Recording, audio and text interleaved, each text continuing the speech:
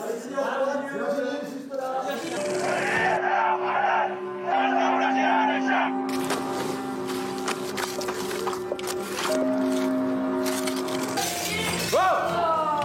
vous faites quoi, putain?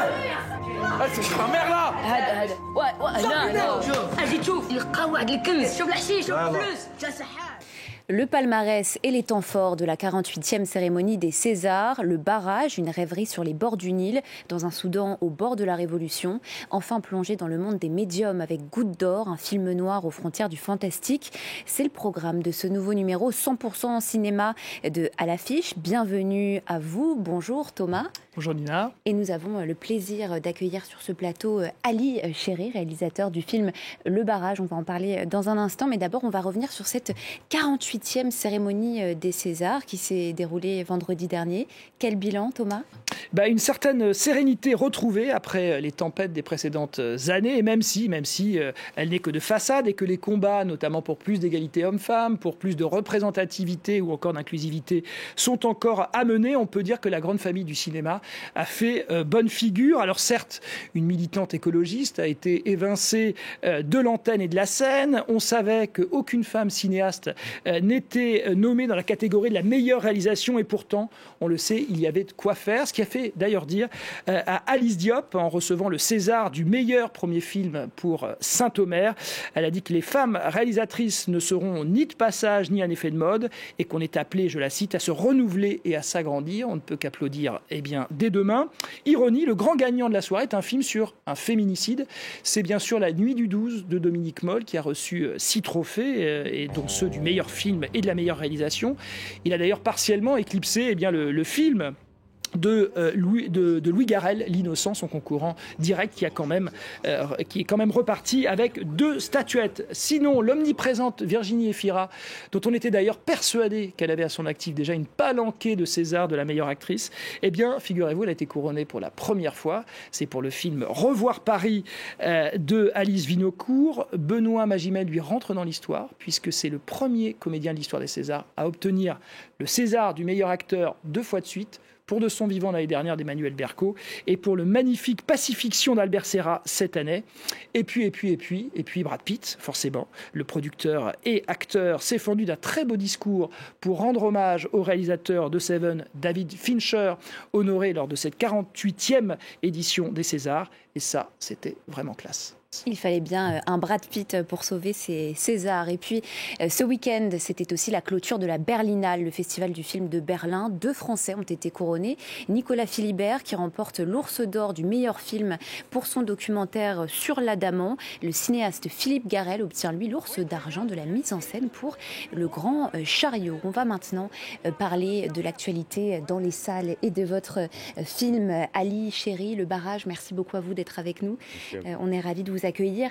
Ali Chéri, vous êtes libanais. Votre premier long métrage se déroule donc au Soudan. On suit le quotidien aussi précis que mystérieux d'un ouvrier qui travaille près du barrage de Merowe, donc sur les bords du Nil. On regarde à quoi ça ressemble, on en parle juste après.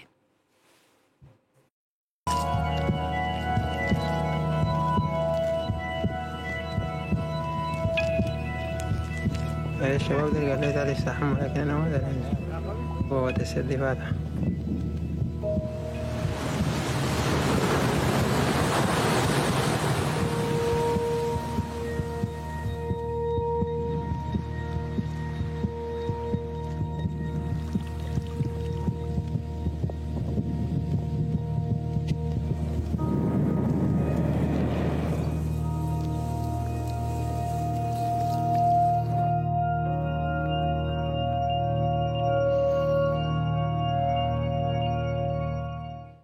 Alors, Ali Chéri, on l'a dit, vous êtes libanais, mais vous vivez à Paris depuis quelques années, où vous êtes cinéaste, mais surtout aussi plasticien. On vous doit des courts-métrages présentés dans des festivals internationaux, avant donc ce premier long-métrage qui s'appelle Le Barrage, qui a été tourné donc au Soudan, on l'a dit.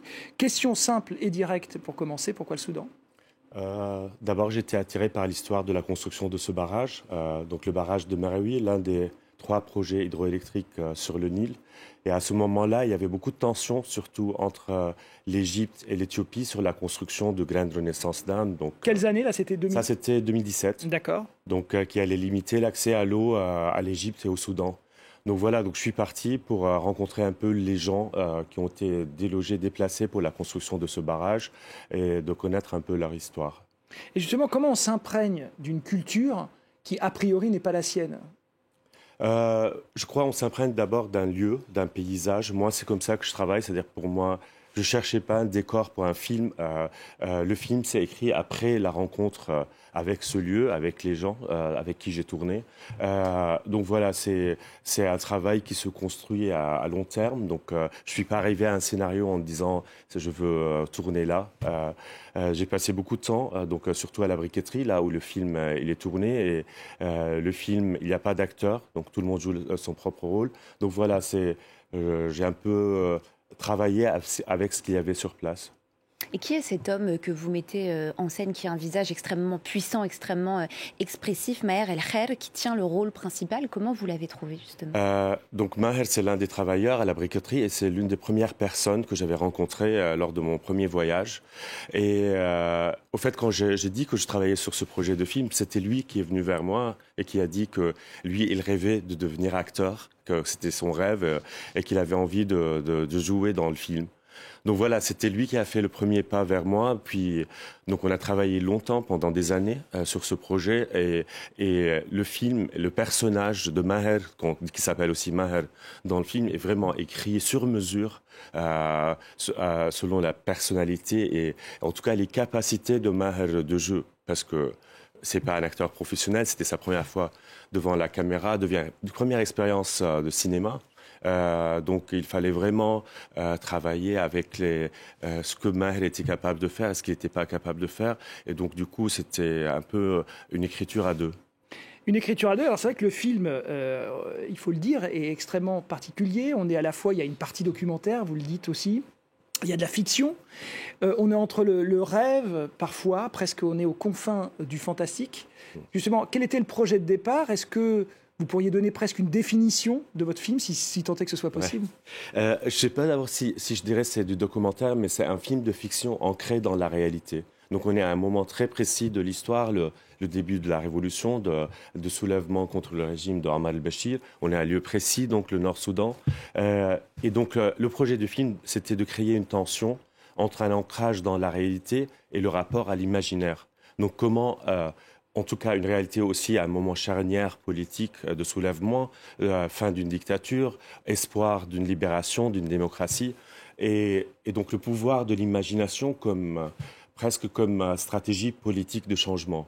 Donc dans le film, on suit le quotidien de Maher qui chaque jour quitte la briqueterie pour partir dans le désert où on découvre qu'il est en train de construire une construction assez mystérieuse. Et donc il y a cette tension-là entre ces allers-retours que Maher fait entre le désert et la briqueterie. On passe du réel vers la fiction, ou la super-fiction si on veut, et tout ça sur un fond de révolution. Donc l'histoire de Maher raconte aussi l'histoire du soulèvement d'un peuple. Et en quoi c'était important justement de rattacher cette histoire, celle de la fin du régime d'Omar el-Béchir, avec la petite, celle de Maher? Au fait, donc en 2019, quand j'étais en train de travailler sur le projet, on avait commencé à tourner à la briqueterie et c'était donc le début de la révolution soudanaise. Et donc ce qu'on voit aujourd'hui dans le film, c'est ce qui se passait sur place. Donc les ouvriers suivaient les actualités de la révolution qui se passait surtout dans les grandes villes, à Khartoum, dans notre ville, à travers leur téléphone portable, à la télé, à la radio, mais sans jamais commenter ou comme si cet événement majeur ne les concerne pas. Et donc, ça m'intéressait comment un événement charnière dans l'histoire d'un pays peut être observé à partir des marges. Quand on s'éloigne du centre, qu'est-ce que ça veut dire une révolution, l'effondrement d'un régime et comme si dans le film, on a deux temporalités. Il y a le temps de l'histoire qui est en cours, une autre histoire avec grand H, une histoire millénaire de cette fabrication des briques, de ces gestes qui se répètent tout au long de la journée et qui ont été répétés pendant des milliers d'années. Et Le Barrage, c'est donc à voir dès maintenant au cinéma. Merci beaucoup. Ali Chéri, la manifestation d'un réel qui nous échappe justement. C'est aussi ce que propose Clément Cogitor dans Goutte d'Or, un film noir en plein Paris porté par Karim Leclou. Thomas. Voilà, il incarne Ramsès, c'est un voyant charlatan du quartier donc de la Goutte d'Or à Paris, en plein Barbès. Il reçoit dans son cabinet une population bigarrée qui vient chercher forcément un peu de réconfort. Alors, son commerce à Ramsès, on sent bien que la vérité est constamment habillée des lambeaux du mensonge et oblige donc à ce personnage à un constant numéro d'équilibriste. Ramsès est un homme sur la brèche, ça vraiment on le voit dès le départ, et c'est le puissant, et on le voit, vous l'avez dit, est désormais incontournable. Karim Leclou qui l'incarne, et il est vraiment, effectivement, impressionnant par sa force intérieure. Ce qui impressionne aussi, c'est la mise en scène de Clément Cogitor. Petit clin d'œil, puisque Clément Cogitor est réalisateur, mais aussi vient des arts plastiques et de l'art contemporain. C'est la grande mobilité de sa mise en scène qui vraiment sidère. Cette grande mobilité au sein d'un espace pourtant très exigu. Le film se passe que dans des petits appartements, des arrière-cours, des ruelles, des terrains vagues. Il y a une constante opposition entre le jour et la nuit, entre le dehors et le dedans, la vérité et les mensonges, je l'ai dit. Bref, c'est remarquable de bout en bout. Merci beaucoup à vous Thomas Borez, on se retrouve la semaine prochaine. Merci à vous Ali Chéri, réalisateur du film Le Barrage à voir au cinéma. Merci à vous de nous avoir suivis, on se quitte donc sur des images de l'excellent Goutte d'Or de Clément Cogitor. Excellente journée à vous sur France 24. Oh, tu fais quoi là? On m'a manipulé.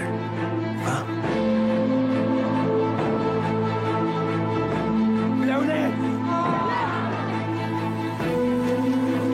Sors.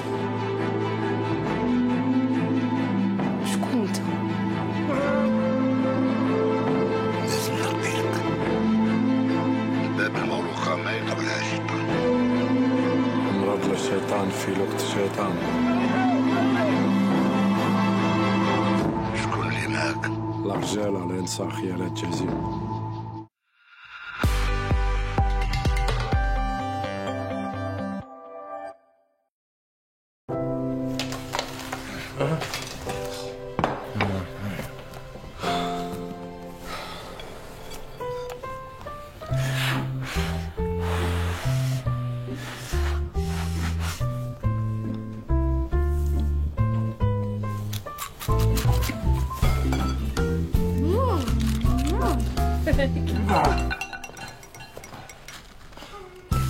McCain, born to share.